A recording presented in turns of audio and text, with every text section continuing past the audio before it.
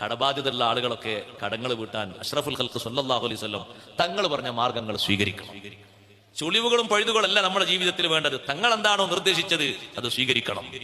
ജുമുഅ നിസ്കാരത്തിന് പോലും പോകാൻ പറ്റാത്ത രീതിയിൽ കടക്കാരൻ തടഞ്ഞു വെച്ചൊരു സ്വഹാബിയാണ് ബഹുമാനപ്പെട്ട സയ്യിദുനാ മുആദ് ബിൻ ജബൽ റളിയല്ലാഹു അൻഹു. ഒരു വെള്ളിയാഴ്ച നിസ്കാരത്തിന് മുആദ് റളിയല്ലാഹു അൻഹു കാണുന്നില്ല.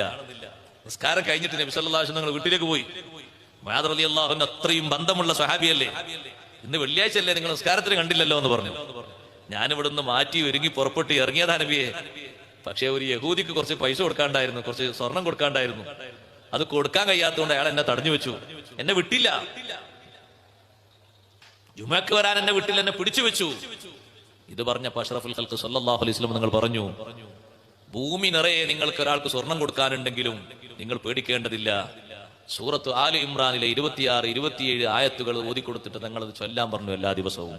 ഖുലില്ലാഹുമ്മ മാലിക്കൽ മുൽകി തുതിൽ മുൽക മൻ തശാഉ വതൻസിഉൽ മുൽക മിമ്മൻ തശാഉ വതുഇസ്സു മൻ തശാഉ വതുദില്ലു മൻ തശാഉ ബിയദികൽ ഖൈറു ഇന്നക അലാ കുല്ലി ഷൈഇൻ ഖദീർ തൂലിജുൽ ലൈല ഫിന്നഹാരി വതൂലിജുൻ നഹാറ ഫിൽ ലൈലി വതുഖ്രിജുൽ ഹയ്യ മിനൽ മയ്യിതി വതുഖ്രിജുൽ മയ്യിത മിനൽ ഹയ്യി വതർസുഖു മൻ തശാഉ ബിഗൈരി ഹിസാബ്.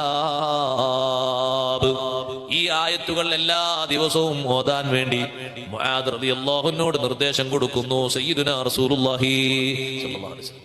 മുആദ് റളിയല്ലാഹു അൻഹുവിനോട് ദുആർക്കാൻ പറയുന്നു. ആയത്തുകൾ ഓതിയിട്ട് ദുആർക്കുക.